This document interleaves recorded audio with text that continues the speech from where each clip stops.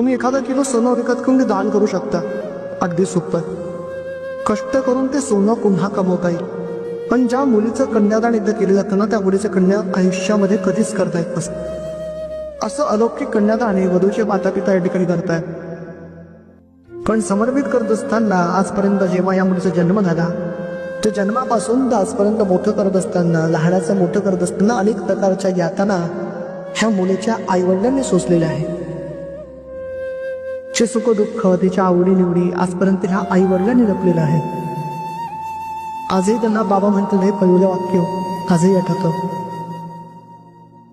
घराच्या अंगणामध्ये खेळत असताना कधी ही मुलगी मोठी झाली आणि आज एवढा मोठा क्षण आपण करतो आहोत, हा प्रसंग आजही त्यांच्या डोळ्यासमोर जात नाही.